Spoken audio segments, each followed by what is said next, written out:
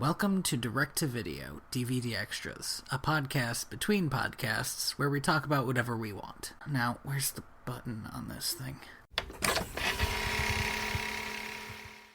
All right. Okay.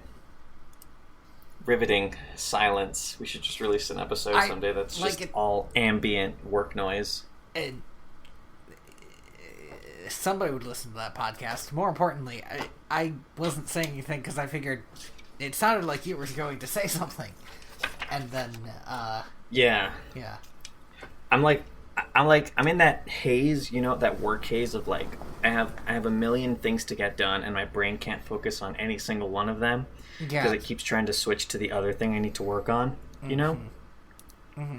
So you end up getting, I always eventually get everything done, but it feels like you end up getting nothing done the whole time, because you never finish one thing, so you can do the other thing.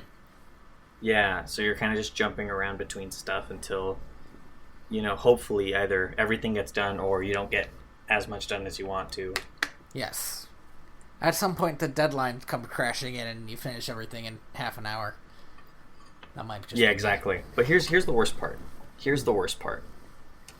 Last night, one of my housemates, in a brilliant show of wanting to be, fuck, my laptop is dying.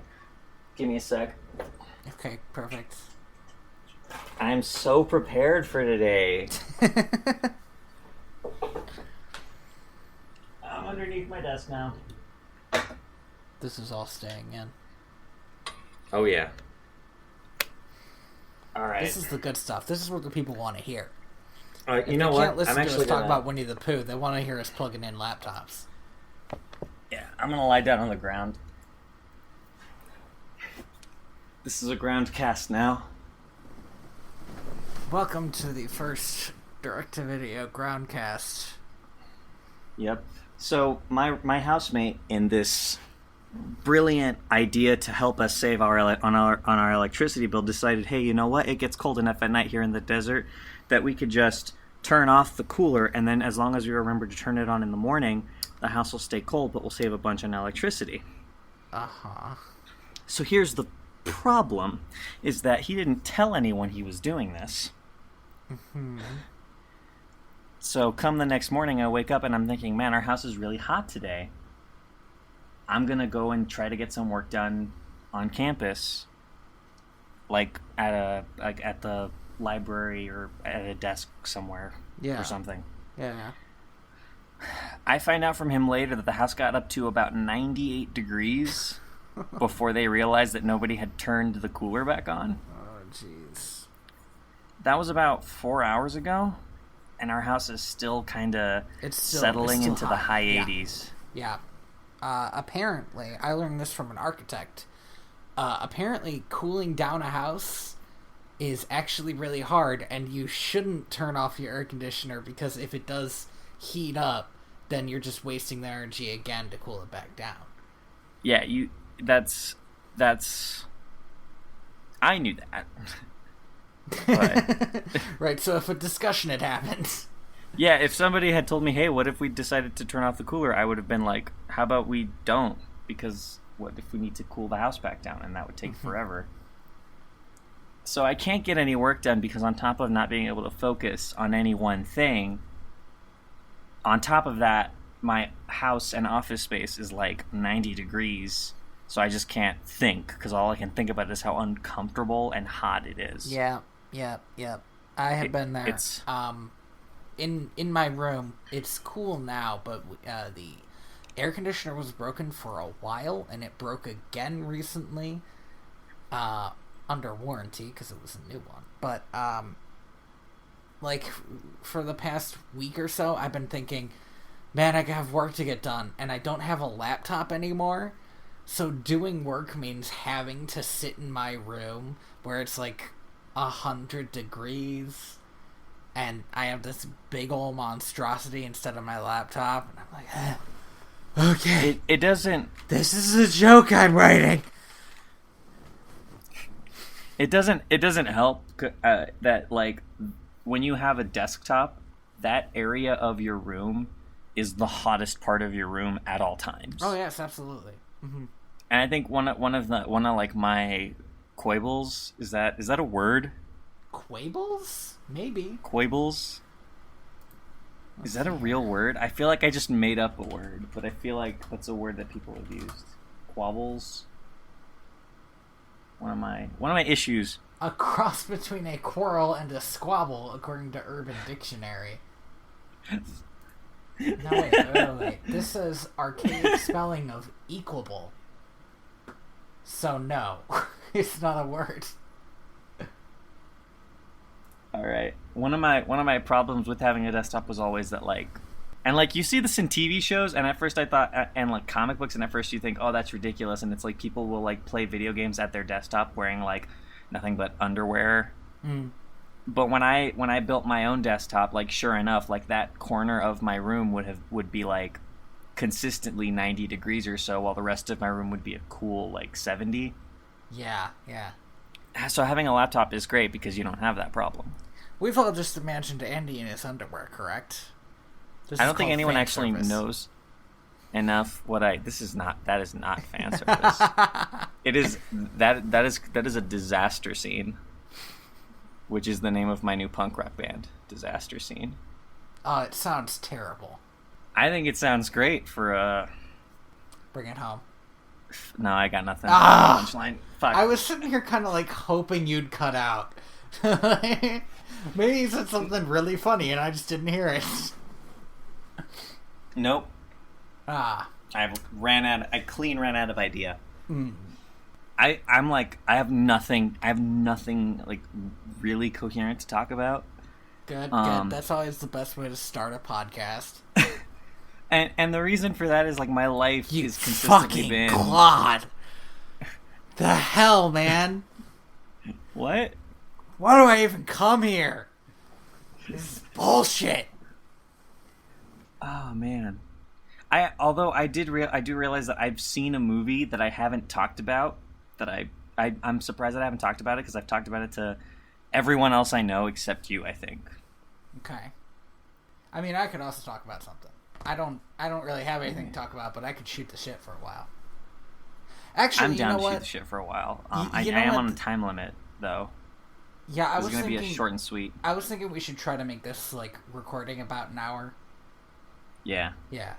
So I've been listening to the Adventure Zone again, which you know because I told you about the fact that Justin offhandedly references TikTok in Pedals to the Metal, which blew my fucking mind because everybody else on the podcast got it, which means as a family, the McElroys have watched Return to Oz. They've sat down, popped the VHS into the VCR, and watched Return to Oz. Yes.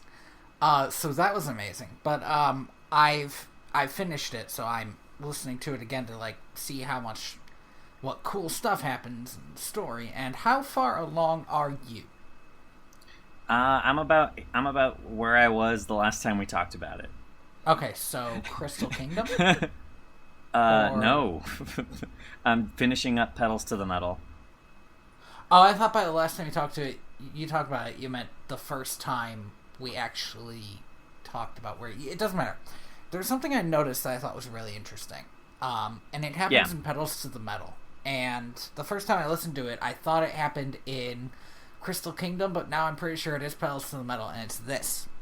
It's this. Travis, Justin, and Clint, for the first, couple story arcs, are responding to Griffin's story and, solving problems in it. And I feel like Pedals to the Metal, starting from the car scene, is the first time they really add to the story, where it's just them doing what their characters would do, even if it's, crazy. And sometimes they're solving problems by making different problems instead of just trying to get past a thing that he put in front of them. Does that make sense? Pedals to the Metal felt like when it really becomes its own story. It definitely, by the end of it, because that's about where I am, is kind of getting to the end of Pedals to the Metal. There's a lot more Justin and Travis and Clint asking if it's okay for them to do something, and a lot less Griffin prodding them what to do. Right. That's like over a year into their thing. I think that's when into their show, and I think that's when they got comfortable with it. Yeah, and they kind of realize the limitations of like understanding what it is that Griffin would allow them to do as like a DM, as well as understanding the limits of what they're willing to do as their characters. And listening back, because I know everything that happens in the finale, there's a bunch of stuff that I was like psyched about because of my favorite thing that I sometimes do while writing, which is accidental foreshadowing. Because the way a D&D game is played, whenever like Travis says something that's foreshadowing for something 20 episodes in the future, that's definitely an accident, because he doesn't know what's going to happen 20 episodes in the future. And I freaking love that. They do a big one in the Crystal Kingdom, and each of them does it, and none of them realize it, because there's nothing for them to realize yet. I think one of the greatest parts about D&D is the ability to kind of organically, like, create a story with these other people, and then realize, like, thinking back, oh man, I didn't intend for the story to kind of shape itself so perfectly. I was just doing what I thought felt right. Mm-hmm. And like it's kind of sad when you're playing D&D with like friends and stuff, you're not recording it usually, so you don't get to go back and listen to kind of those moments. Yeah, that's the thing that kind of makes me melancholy about D&D, because I listen to a bunch of RPG podcasts, which is it's a lot of fun to play through, but in other stories, in books or movies or video games, you can go back and do it again, and in D&D it's never going to be the same thing again, which is kind of disappointing, that you just can't do that thing again, like experience it. I mean, in a way though, that's the goal. The goal of D&D was always to create new experiences, right? Like, right. And I think even today, that's the main draw of tabletop roleplay, is that you want to be able to have like a creative experience that nothing else can give you, because it's all off the top of your head, you know? But after you've created something, you can experience it again. Like, I went back and I listened to most of our older episodes, and some of them are good and some of them aren't. Yeah. Although I find them all entertaining because it's me and you talking about bullshit. Oh, did I ever tell you my... This is a bit of a tangent. Did I ever tell you my favorite thing that I do when I listen to our episodes? Yeah. I will think, after you say something, oh, I should have said this, and then I'll say that in the past, and I'll be like, yeah, I got it. I understand. I'm like creatively like spent, and it's not because I've done anything creative, but it's I think more because of the utter lack of it. Does that make sense? Absolutely. I definitely feel more creative after I've done something creative than like, oh my god. Okay, here's the thing. I am also creatively spent, but it's because I haven't like slept a full night's sleep in a week and a half. Oh yeah, I mean, me neither. And that's what's getting me.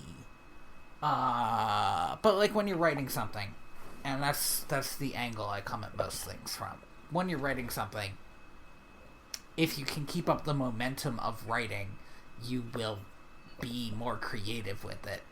And if you stop and then come back for a while, you won't have like built anything up. You'll have not done anything for a while. Yeah.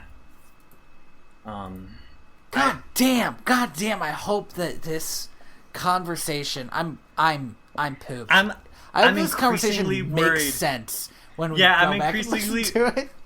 I'm increasingly worried that we're both just having like half thoughts, and we know each other so well that we're just like, yeah, no, I got your whole thought. Yeah, man. And then we just stop talking for 30 minutes.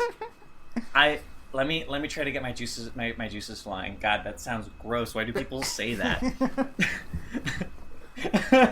One time when I got my sister a really good gift, my mom said, oh, you blew your wad on that gift. And I was like, what the fuck? Why would you use that expression in that way?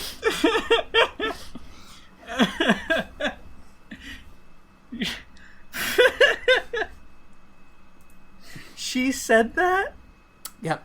Oh my god. That is... And you corrected her? Fuck no, I didn't correct her.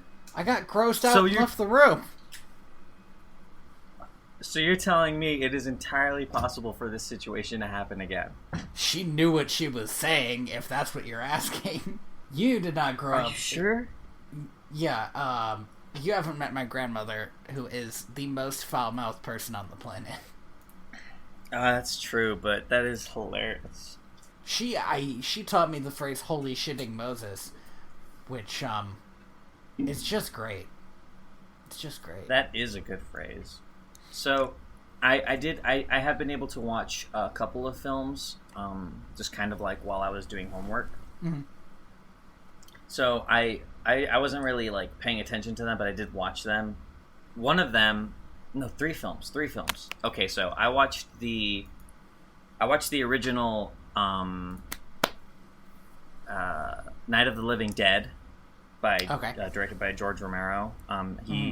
He passed away recently, and I was like, this is one of those movies that everybody talks about.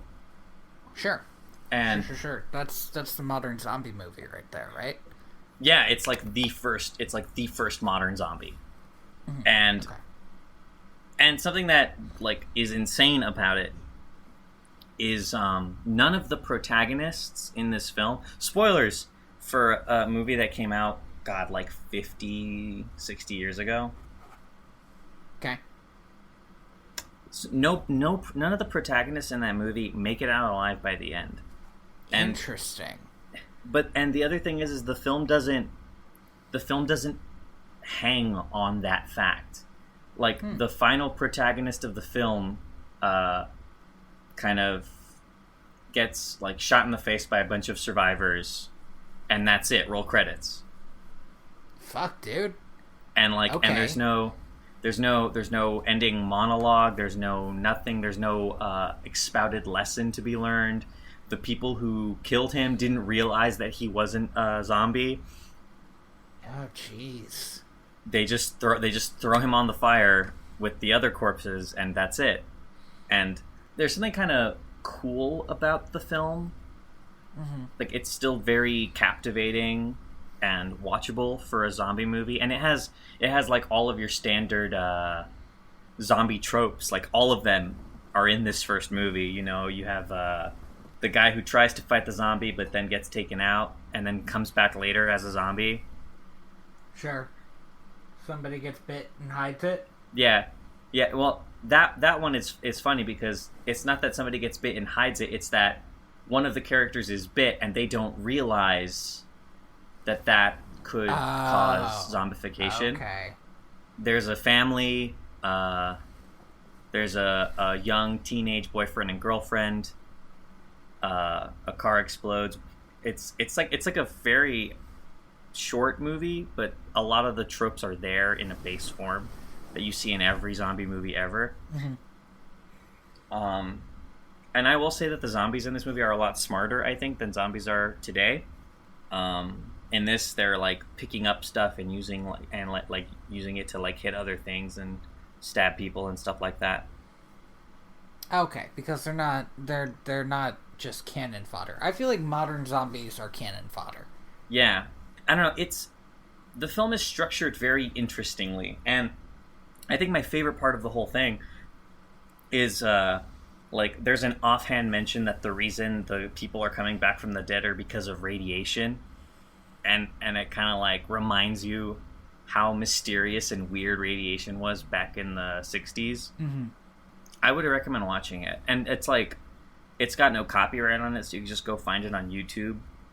Really? Nobody owns the copyright on Night of the Living Dead? There's a YouTuber I watch called Captain Christian did a video on like the copyright shenanigans behind Night of the Living Dead and why George A. Romero doesn't have a copyright on it. It's really cool. It's super interesting. I'll send you a link right now. But Slight pivot. Did you ever... I watched this on Adam Ruins Everything, so, basically, you could just watch Adam Ruins Everything instead of listen to us, but, don't. Did you ever learn about, how, what's that, crap. I can't remember the movie now. Angel Gets Its Wings. What's that movie? Wonderful Life. Shit. It's a Wonderful Life. Did you ever It's learn Wonderful about Life. how that became a Christmas movie? Wasn't it because like it was a financial failure? Yeah. And then like every TV station ever was just able to play it for Christmas. Well, the thing is, the company that owned it didn't renew their copyright. Yeah. And so it was one of those movies like you see if you are watching the CW at 4 p.m. on a Sunday. So yeah, basically everybody just played this stupid movie that they could get for free. And they played it around Christmas because that was when regular shows weren't on TV. And so everybody just kind of associates it with Christmas now. It became a huge Christmas classic, despite the fact that nobody liked it when it came out. The other part is that how the company that owned it bought its copyright back and now makes a ton of money selling it. Huh. Yeah, I don't know how they did that. I think they went to court over it. But honestly, it seems like not paying for whatever copyright you have would mean that you don't have the copyright. And I don't understand how a court would change that. Copyright law is like super shitty and dumb thanks to Disney now. I was gonna say thanks Disney. Yeah. But that's the thing, right? Is the reason Night of the Living Dead is copyright free is because it came out, I think it was like 6 or 7 months before the copyright law was changed. Oh. And so it pretty much came out copyright free accidentally. It wasn't intended to, but it did. But that's also the reason why it became so prolific, because every theater in the country could just play it without, and they would get to rake in all of the ticket sales. Yeah, and when you learn about stuff like that, it's weird because you would think that Disney would see that something like what would really happen if Steamboat Willie came out of copyright. It seems like everybody would just be playing Steamboat Willie. I don't know about that. Well, not but I don't really see how they would be making less money because of that, is what I'm saying. Like, so everybody can use Mickey Mouse. It's still gonna be Disney's character. Yeah. Well, and that's the thing, right? Is like, so like Disney, the company, has nothing to gain from releasing their copyrights, and so they don't. As opposed to seeing it kind of the other way around. Right, they don't just not release their copyrights, though. They actively have changed the law every time they've gotten an opportunity. So that now the copyright law in America is literally ridiculous. Yeah, it's like forever plus 88 years. I think it's 70 years. Maybe they changed it again. Maybe it's 88. But however long after your death. Originally, the copyright law was 70 years, meaning basically your lifetime. And I think it's great whenever like a piece of property enters kind of that free copyright zone, because that's how you get real, like a lot of good creative effort can come from people using these old ideas and kind of revamping them into something new. Like, there have been, God, I don't know, thousands of zombie movies, right? Like, all of them crib off of this one movie that came out in the 60s. If George Romero had been able to maintain that copyright, he'd have a copyright to the idea of a zombie, because he has it all there in that movie. The fact that they're raised from the dead, that they eat the flesh of the living, that you have to shoot them in the brain, it is a quantifiable idea that he invented. Could you imagine nobody being able to use zombies? That'd be okay.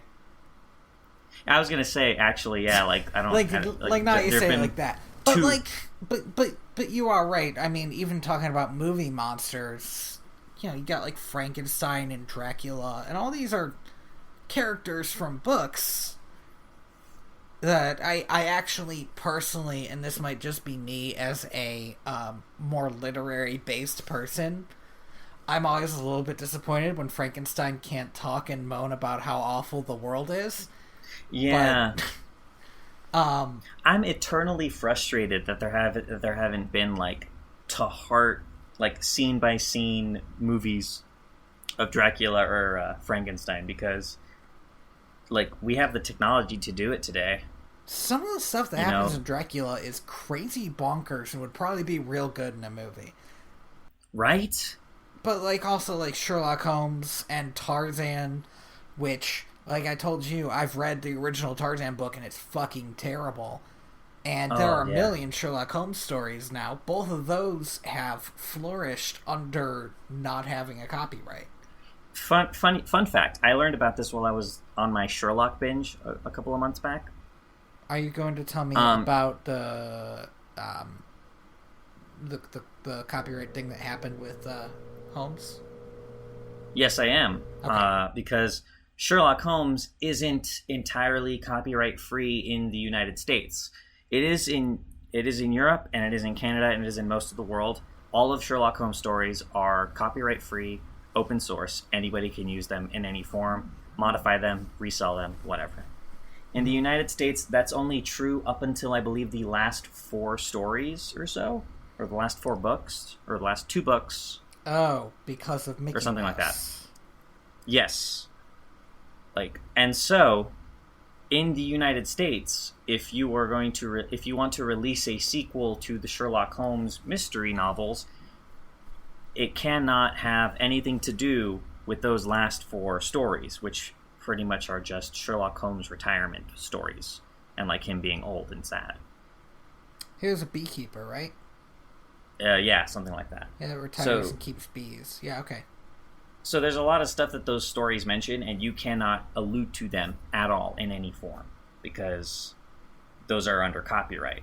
But in Canada and Europe, you can write a direct sequel to Sherlock Holmes. Okay, this is a question that I don't know if you know the answer to about international copyright. Yes. So let's say I wrote a Sherlock Holmes story. Okay, well, actually, I have an example of this because it's one of my favorite Sherlock Holmes stories I've ever read, which is do you know what the Machine of Death is? Yeah. So there's a Machine of Death story that's a Sherlock Holmes story where somebody... wait. I should explain the Machine of Death for the podcast listeners. That'll make sense. Yes, you should. The Machine of Death, you prick your finger. It was created by Ryan North in a throwaway... in something that he does a few times in his career, which is he writes a dinosaur comic about something and then ends up making it for real. Which is fucking cool. But he came up with an dinosaur comic, which is the idea of a machine that takes a bit of your blood and tells you how you're going to die. And it tells you in an ambiguous way that you are never able to avoid, no matter how hard you try. And he said, the idea is you can get old age, and that could mean you die of old age, or it could mean an old person kills you. So there was a in one of these books, because it was turned into 2 anthologies. Like anthology series, right? With guest writers? Yeah. Yes. And in the second one, somebody wrote a Sherlock Holmes story. And the story was pretty good. It was about like an old lackey of Moriarty who had this machine and was using it to like fleece people out of money by telling them they could avoid whatever death he predicted. And the thing I love about this is the title of the story that never comes up is apitoxin, which is bee poison. Huh. What we understand is that Sherlock gets a moment alone with the machine, and he's a curious guy. And he never says anything about it, but you read the title and you think he's going to die from bee poison at some point. Yeah. And he becomes a beekeeper later in life. I guess my question would be, let's say I wrote this story, and I published it in Canada, however, it got really popular, and I want to sell it in the United States. Is that cool? Since I published it in Canada first? Yes. You're good. You're all right. Because your book is now being sold under international copyright law. Okay. So if I made a story about Mickey Mouse in Canada, could I sell it in America? No, because Mickey Mouse is copyright to Disney internationally. Oh, okay. Yeah, see? Disney covers their bases. Yeah. But you can write a 007 story in Canada, and it cannot be sold under international copyright law without, I think, heavy fees, because 007 is copyright free in Canada only. Canada only, huh? Yeah, like a court ruling in Canada was basically yep, 007 is open source now. It's free to the public. I remember hearing about that, and I think Ryan North was tweeting about it. He was very excited to write all of the canon erotic 007 stories that the world couldn't handle. Yes, I do recall that now. Now that you mention it, yes. So the other movies that I watched, I watched Zodiac for the first time. Is that about the Zodiac killer? It's more about kind of the people investigating the Zodiac killer than it is about him. Okay. It's really good. It came out in 2006, 2007. It's got a pretty good cast. It's got Robert Downey Jr., pre-Iron Man. Mm-hmm. It's got Jake Gyllenhaal. And it's got Mark Ruffalo, who is... For some reason, when you said Jake Gyllenhaal, I thought of Doug Dimmadome. I think they just roll off the tongue the same way. Sorry, keep going. It's fun. I would recommend watching the Zodiac movie. It's a good movie about mysteries and obsession. And kind of the kind of person who would solve a mystery and why, there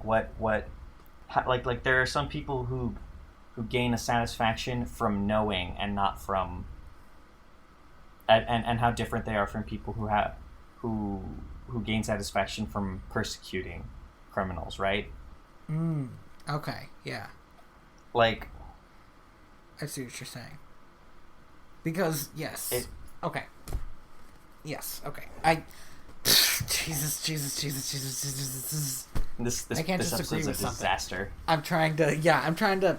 Well, what I was thinking was, it's come to my attention in the past few years that a lot of police become police because they like bossing people around. But I also know that there are a lot of police who become police because they want to make their city better. Or they're police who become police because they can't stand the thought of people running around committing crimes. And so these are a lot of people who have different reasons to get into the same job. Yeah, with conflicting agendas often. Yes. That was where my mind went. And when I thought of that, I said yes a lot instead of telling you about it. You were agreeing with yourself I'm making some salient points here. Tired. So yeah, that's on Netflix. I just kind of watched it because it was there, and I remember I remember my parents renting that movie when it came out, and it being one of those oh, this movie's rated R, so you can't watch it. And just ever since then, I've been obsessed with watching it. But then I forgot about it, and then I saw it on Netflix, and I was like, oh my god, it's that movie! And then I sat down and I watched it, and it was very good. It was very good, and my parents were correct in not letting me watch that at such a young age. That movie goes places. Okay, so my cousin is reading this book series, and she was telling me about it. And it's like a fantasy story, And apparently the evil king that was killed in the first book, she was telling me about how they learn in the second books about some of the crimes he did, including mind-controlling people to rape children. And she was talking about how these people killed themselves afterward because of what they did. And this is like a young adult book. Yeah.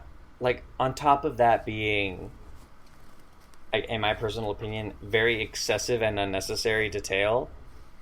Yeah. That's definitely not suitable for, like, a young adult novel. It was crazy to me when she said that.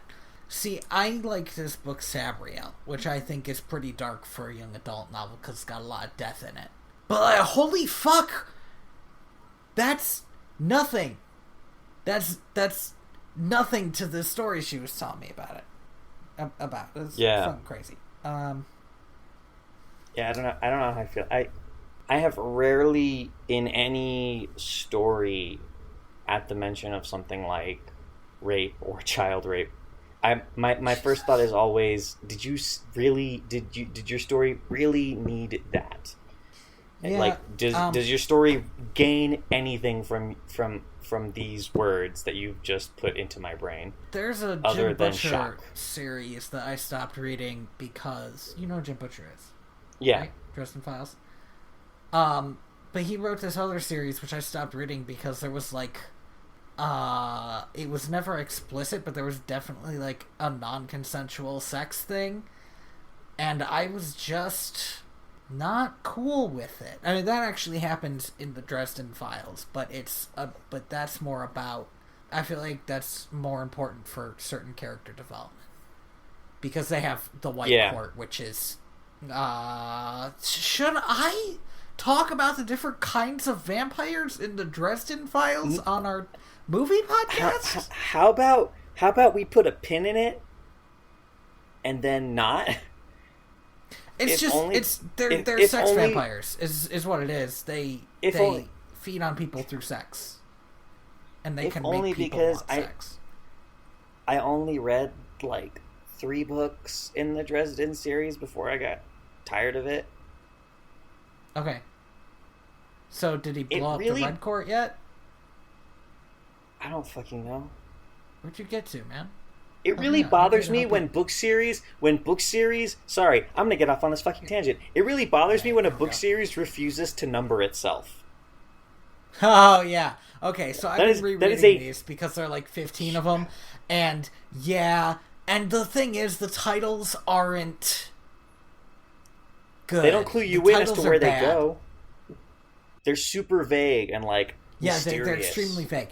There's like White Knight, and which could be any story with his friend with the sword in it, or also any story with the fairies. And then there's like Small Favor, Rainy Longcoat. That's not one of them, but like you're not wrong. That's not great. And I've been saying a lot of books doing this now, where it's like, oh, we're just not going to number ourselves because like we don't want to be, I don't know, thought of as a series, even though we're obviously a series. It's infuriating. Mm-hmm. Like, how am I supposed to read your books in order if I don't even know that the book, if the book I'm staring at is part of the main series, or if it's some weird spin-off novel that happens to have some of the same characters in it. Like, hey, now that you say this, I think that adult books don't usually have series names. Like the Discworld books, you have to like look up online which ones to read. Yeah. Because they're like 7 different series, but I mean you should just read them in the order they were published anyway. That's probably the best way to do it. Yeah, definitely. Or like I was just thinking when you said that, I thought about the series of Unfortunate Events, which has numbered books, but I can't think of an adult book that has like adult book series that has numbers. I think that might be weirdly on purpose for like something a publisher does. Like, no, it's an adult story. They don't have numbers. You just find the next one. adults don't need numbers. I Well, it's I usually am in, like, to the this second day. page. They'll give you a rundown of the other books in the series, but I know this is probably like incredibly untrue. I okay. still think every Tom Clancy novel is part of like one big overarching series. That cannot be possible. He writes like It can't. a bajillion of them. It's crazy. It's insane. But I have no reason to think otherwise. Yeah, you know what? Me neither. Because I mean, it could because be all of those books like have Sherlock Holmes. yeah, like It's- Tom Clancy's the main character. Yeah, Because he all writes like of these books, thrillers, like right, like mystery thrillers. yeah, like military thrillers, I think. Okay. But the thing is, right, is like when you look at a Tom Clancy novel, it just says Tom Clancy, like 50% of the book cover. I don't know what the fuck the rest of the book says. What am I supposed to take away from that? I Other don't than, know. that Tom Clancy series sure is vast. I sometimes wonder if I'm the only person that does not care about author names. Like, I'll go and I'll find, like, I love Peter S. Beagle. I'll go and I'll find Peter S. Beagle and then read his books. But I guess if you're a fan of Tom Clancy and you see Tom Clancy in big letters, you're like, oh shit, I'll pick up this book. But like, he's wrote like a bajillion books and they all say Tom Clancy in big letters. And I can never, like, what's the book name of this book? Man, I'm tired. Is this... I need you to help me. Is this a conversation I should be having? About Tom Clancy? Yeah, like, do people care? I don't know. I don't know what like the national gauge of Tom Clancy is at all. I have no way of measuring that. No one that I know reads Tom Clancy novels. I personally have never touched a Tom Clancy novel. Well, but the thing is, they're in like Walmart, and Walmart only sells bestsellers because that's what they know is going to get off the shelves. I remember when I was a kid, I used to be able to find like books at Walmart and Albertsons and stuff. I do not remember ever doing that. I went to Borders. I don't think I ever lived near a Borders. Wow, Borders was cool. I mean, it's basically Barnes It's like and Noble. Barnes and They're Noble? the same story. They're the same store, but the same story. They're the same store. Borders was just the one that was near us, and so that was where we went to for, like, you know, to grab books, or when our parents wanted us out of the house, but not necessarily making a lot of noises and running around. Or to get those chocolates that they only ever seem to sell on the way out of Borders. Or to go to a Harry Potter release. I don't think I ever bought candy from a bookstore.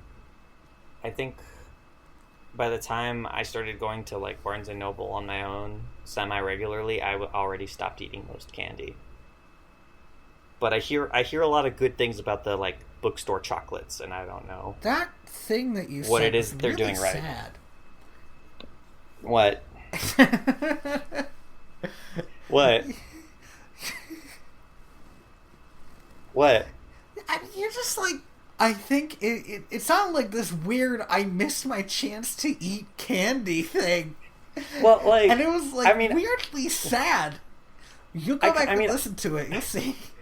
I mean, I kind of did, like, right? Like, I ruined candy for myself. I'm not gonna lie to you. Like, that was all on me. Like, there's no reason an 80-pound child should eat like half of his body weight in candy in one night to go well in any scenario. God, I tasted chocolate and like saltine, or not saltines, but like what's that fucking candy? I don't know why I said saltines. There's like some candy. Saltines. Jolly Ranchers. I tasted Jolly Ranchers. Candy. I tasted Jolly Ranchers like on my breath for 2 weeks. I remember the moment. I think I was at somebody's house and they had like a jar of Jolly Ranchers, and I took one. And I remember realizing, oh no, Jolly Ranchers are gross. Yeah. You can pinpoint moments in your childhood that are no longer there when you eat cereal and think, man, this makes my stomach hurt. I guess I don't like cereal. Oh, but the chocolates in bookstores are good. They have like weird fillings usually. Like sometimes a like dark what, like chocolate caramel? or milk chocolate filling or a caramel filling, mint. They're good. Oh, like, I used to really enjoy Yorkshire peppermint patties. You don't enjoy Yorkshire peppermint patties anymore? Only if they're dark chocolate. If it's milk chocolate, it just the sugar collects on my teeth and it feels gross. Okay. Okay. That's the thing people. The thing people don't tell you about quitting candy is you become hypersensitive to sugar. And Nobody's ever told me anything about quitting candy. Really, nobody ever in your life is like, "Oh, you should eat less candy. It's healthier for you." I'm a vegetarian. Everybody else is eating less Oh, healthy than me. damn it! That's right. You're on level 2 of the 3-level health craze. You bastard! How dare you be better than me? It's fucking easy, man. How dare you make me consider my lifestyle choices and second guess what I think is right? Do you know what I had today? A vegetarian hot dog. I thought you were gonna say kale chips. No, fuck that. I am a vegetarian. I'm not stupid. I had a vegetarian hot dog. And let me tell you about vegetarian hot dogs. You know that, you know what sort of, aftertaste that hot dogs leave in your mouth? Yeah, of like, kind of rubber sadness. Yeah, and you know how that's the worst thing about hot dogs? I mean, I wouldn't say that's the worst thing about hot dogs, but sure, let's go with it. Well, I was just gonna say, that's the one thing they got right. So... In a vegetarian hot dog? In a vegetarian hot dog. You can't trust vegetarian food. I mean, when they try to make it taste like meat, it's up in the air. I was not feeling optimistic about these hot dogs. You'll occasionally get pretty good vegetarian chicken. I don't know why. I think chicken as like a flavor must be a very kind of blasé flavor because everything tastes like chicken in some capacity. Like chicken. Yeah. Yeah. So I think having it as a flavor baseline means it's easy to make something taste like it. Yeah, I think that's probably true. So the final movie that I watched, and this one I think is the most interesting. I watched Shin Godzilla. Wait. I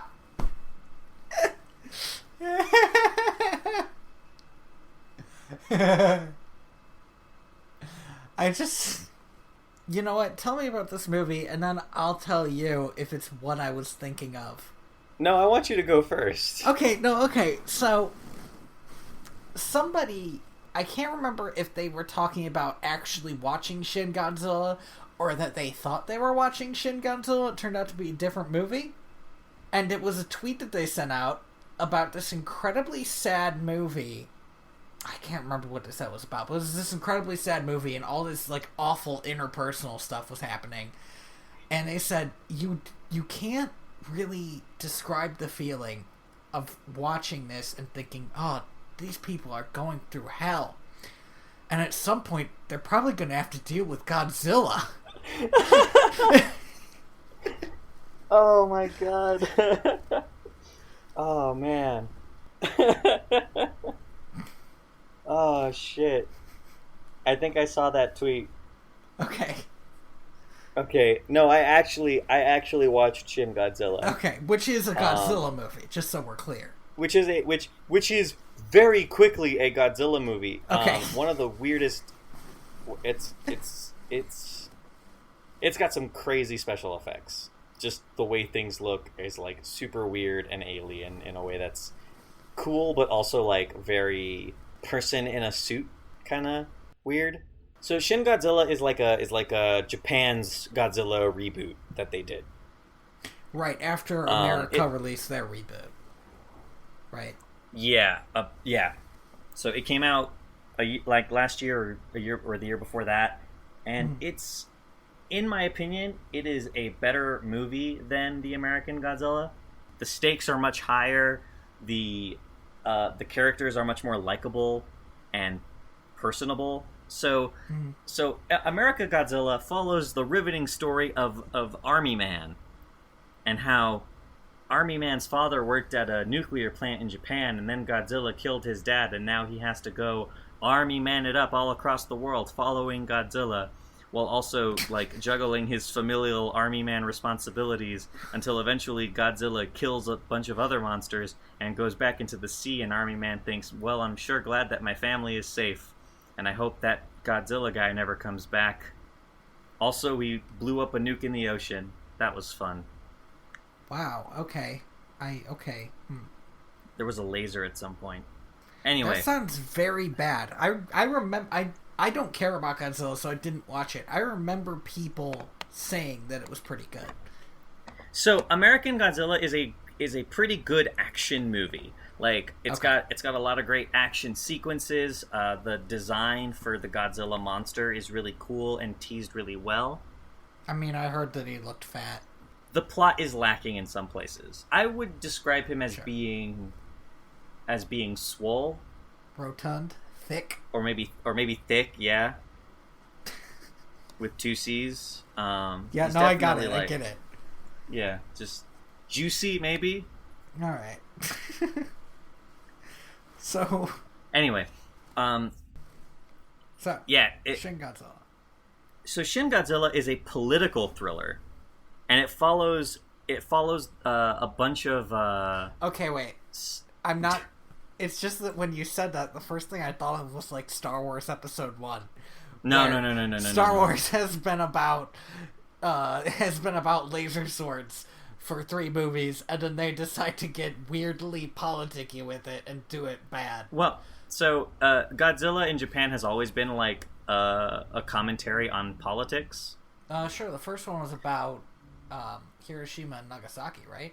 Yeah.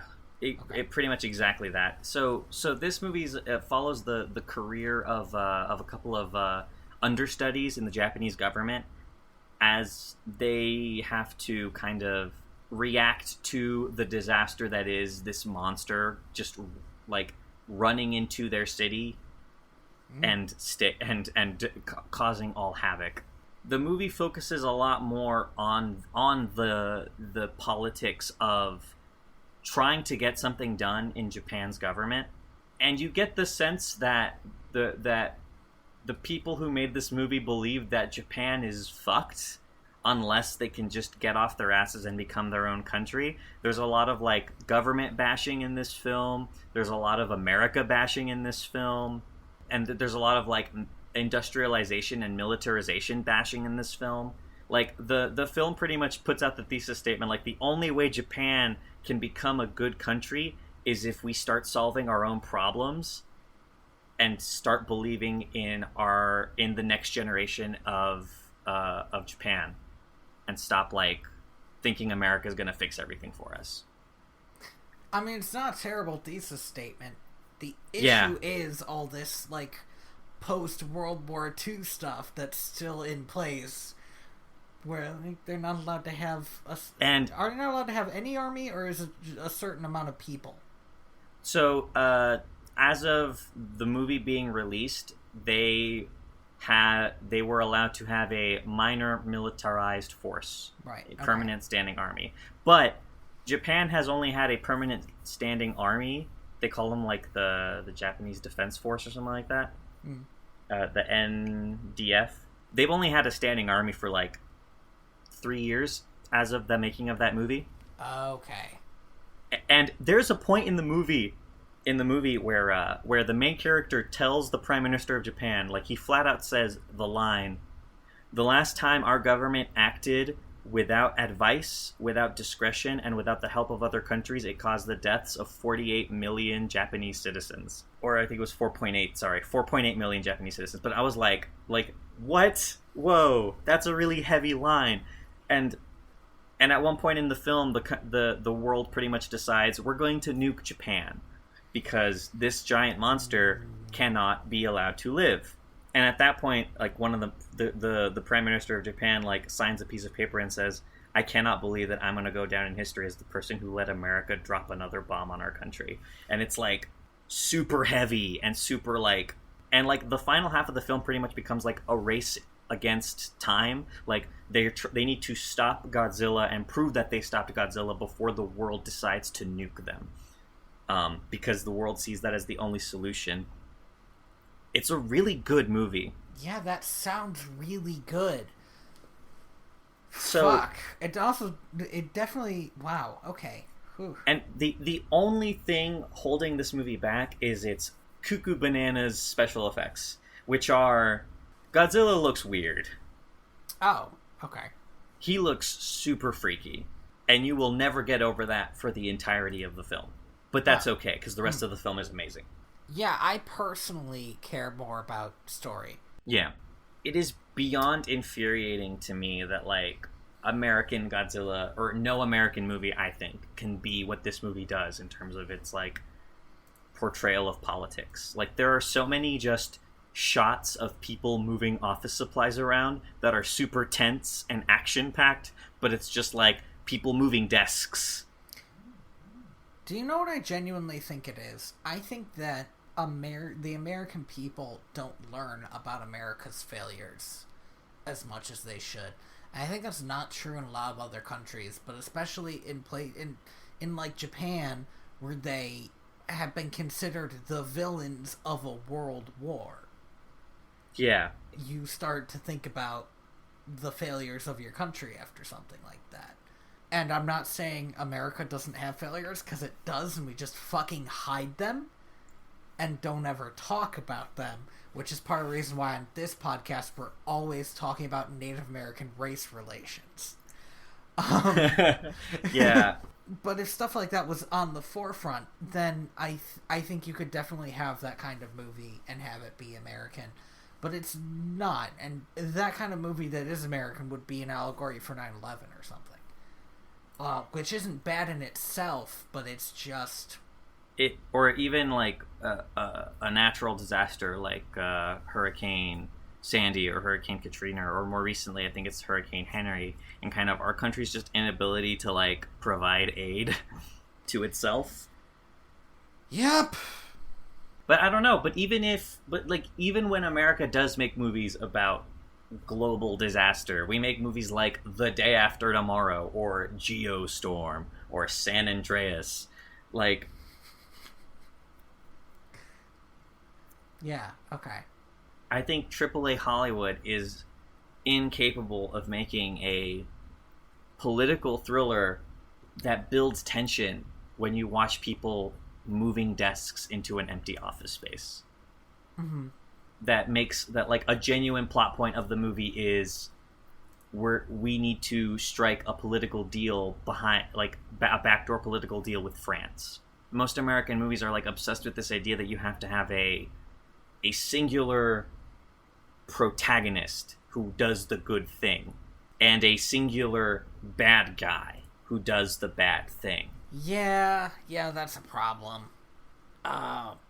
So often, I love bad guys. I love the bad guy. One of my problems with current Disney movies, actually, is that so often they have villains who turn out to not really be villains.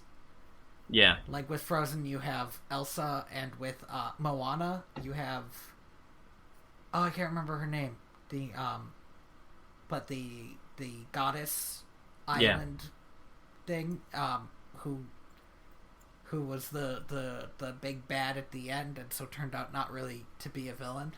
Yeah. I love villains, but so often in movies, they sort of don't allow a situation to be a problem unless also you have some kind of betrayal or mastermind or something.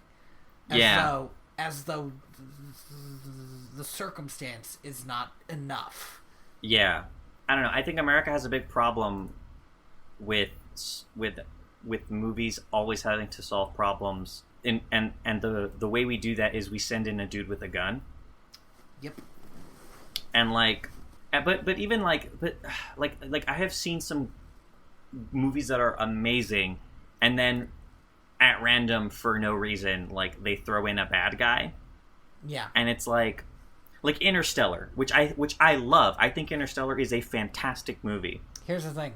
I did not care enough to watch Interstellar, but I heard a podcast where they talked about it, so I know what you're going to bring up. Why the fuck is Matt Damon there? Okay. Because yes, in that story, the situation is bad enough to be the whole point of the story. In fact, to bring up another one, The Martian. is one of the only blockbuster movies to actually like not have a villain and for the situation to be the problem. Yeah, but I bet somebody was sitting there thinking, but what if he was left there on purpose, and that person had to be shouted down? I wish The Martian was a better movie. I really liked it. That's too bad. I love The Martian. Although no. I remember one thing I really didn't like about it, which is in the book, there's so much crazy, stupid science stuff that people who are smarter than me would really love. That tells you why. Hey, what's up? Stuff needs to happen the way it does, and you can't do that in a movie, and therefore you're not really told why stuff needs to happen the way it does. And because I read the book, it didn't matter. But that was something that kind of bothered me about the movie. Sorry, go on. You should watch The Prestige for me. It's on Netflix, if you haven't seen it already. That's the Nolan movie, right? Yeah, I about magicians. Regardless of what you think of that movie, I have a lot of thoughts on that film. Okay. But I will say this about The Martian. I love The Martian. I think The Martian is a great story. My problem with The Martian film is that a lot of its shots are super generic. They didn't work with their environment as much as they could have in terms of kind of showing you the scale of how fucked he was. Like, I knew how fucked he was because I know, like, what it means, what the distance, like, from Earth to Mars is, kind of on a scale, because I've done physics problems, right? And like you said, I understand the science and the math going on in the Martian movie. But the film could have done more to kind of show me that, as opposed to just rely on my own kind of knowledge of the subject. Okay, I see what you're saying. Yeah, my argument isn't that The Martian isn't a good story. It's that The Martian movie could have been way better if it had been given like more time and a bigger production staff than it was given. Because that movie came out really quickly after that book came out. Mm-hmm. I still think it's a real good movie, though. I mean, I have a hard time watching stuff like Citizen Kane. Well, I've never tried to watch Citizen Kane, but I was thinking I have a hard time watching like Stranded on an Island movies. I have a hard time where it's just this one actor playing off of nobody, trying to. Are you about to tell me you don't like Castaway? It's been a long time, but I didn't particularly like Castaway. No. I think Matt Damon does really well in sort of showing off having to work so you don't go crazy, and also having to work so you survive, and how he's always like doing stuff and listening to like disco, even though he hates it because he can't just be alone on Mars. But I get where you're coming from. It could be a better. It could have used the medium of film more than it did. Because on the whole, like, as much as I remember enjoying the movie, I cannot remember. I think I only remember 2 scenes from that movie. The first scene was when they cut to the mathematician that they wanted to talk to at some, like, in California, and he's like sleeping in like the filthiest dorm room ever.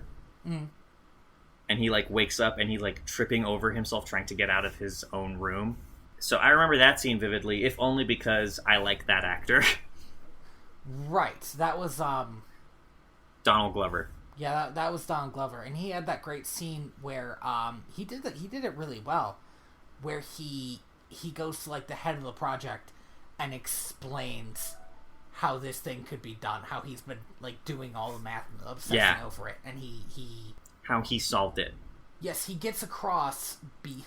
Again, these actors are very good at getting complicated ideas across easily, and one of the complicated ideas is this guy has been obsessed with this for a little while now.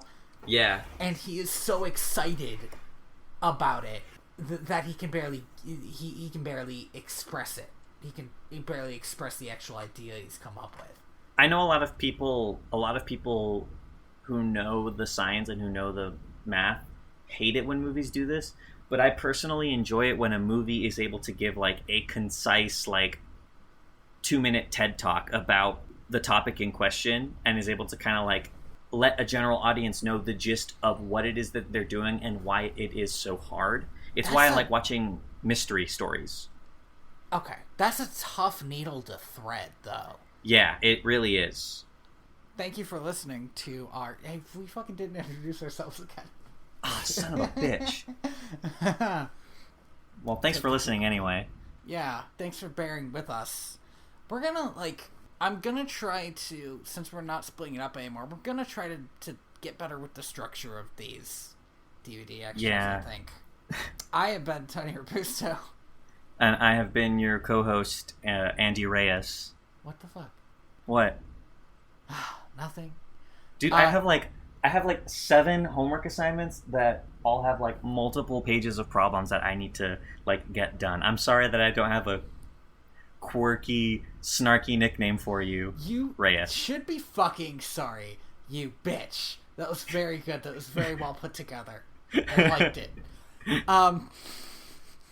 You can find me on Twitter at TheaterBats, or you can check out my webcomic at inspiredbytrueevents.org. And you can find me on Twitter at royalty_Valens. That's all I have. That's all me. Yes. Andy is alone in the universe with no webcomic. No. Our outro music, which is probably playing right now because I started playing it earlier, is... Yeah, you've been like Oscar awarding us out. Yes. Is theme from Penguins on Parade by Lee Rosevere, and you can find the podcast at direct2.video. And remember to check us out on iTunes, Google Play, or wherever you get your podcasts. Give us that 5-star rating. It really helps people find out where we are and what it is we do. Yes, thank you. I am the ghost of John Smith. Good night.